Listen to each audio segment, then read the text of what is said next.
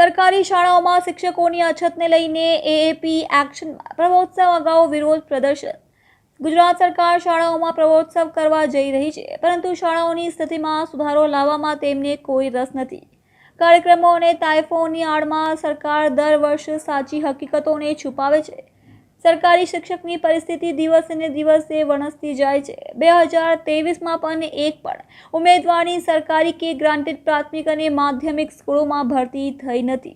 છેલ્લા 3 વર્ષમાં 31 માર્ચ 2023ની પરિસ્થિતિ ફક્ત 11 જેટલી સરકારી શાળાઓને મંજૂરી આપવામાં આવી છે, જ્યારે 526 ખાનગી શાળાઓને મંજૂરી આપવામાં આવી છે, જેથી આજે રાજ્યભરની સાથે સુરતમાં વિરોધ પ્રદર્શન કરીને કલેક્ટરને આવેદનપત્ર આપવામાં આવ્યું હતું।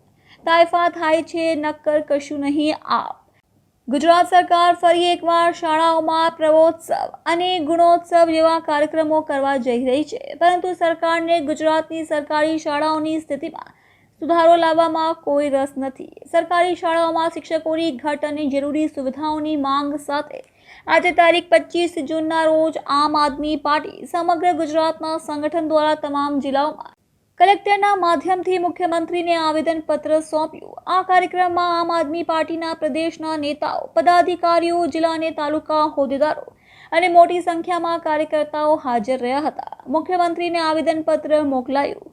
આ આવેદનપત્રમાં આમ આદમી પાર્ટીને મુખ્યમંત્રી સમક્ષ કેટલીક રજૂઆતો કરતા જણાવ્યું હતું કે ગુજરાત સરકાર દર વર્ષે પ્રવોત્સવના કાર્યક્રમો કરે છે, જે અંતર્ગત 26, 27, 28 જૂનના રોજ સમગ્ર રાજ્યની સરકારી પ્રાથમિક શાળાઓમાં આ કાર્યક્રમ કરવામાં આવશે। આવા કાર્યક્રમો અને તાઇફાઓની આડમાં સરકાર દર વર્ષે સાચી હકીકતોને છુપાવે છે અને સરકારી શિક્ષણની પરિસ્થિતિ દિવસે ને દિવસે વણસતી જાય છે। શિક્ષણ સુધારવા માટે સતત ચિંતા કરતી અને સંઘર્ષ કરતી અમારી આમ આદમી પાર્ટીએ આ મુદ્દે અનેક વખત આપને રજૂઆત કરી છે, પણ આ મુદ્દે હજુ સુધી કોઈ સુધારો કરવામાં આવેલ નથી। નમસ્કાર, હું રાકેશ શિરપરા, પ્રદેશ મહામંત્રી આમ આદમી પાર્ટી ગુજરાત। આપણે સૌ જાણીએ છીએ કે ગુજરાત સરકાર દર વર્ષે પ્રવેશોત્સવ, ગુણોત્સવ વગેરે અનેક પ્રકારના તાઇફાઓ કરે છે માત્ર ફોટોશૂટ માટે।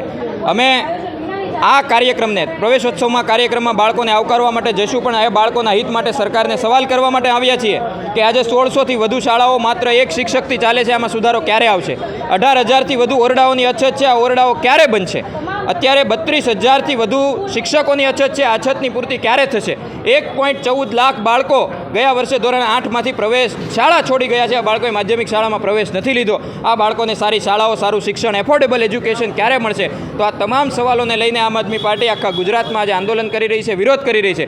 બાળકોને સન્માનવા પણ જઈશું અને બાળકોના હિત માટે સરકારને સવાલ પણ કરીશું।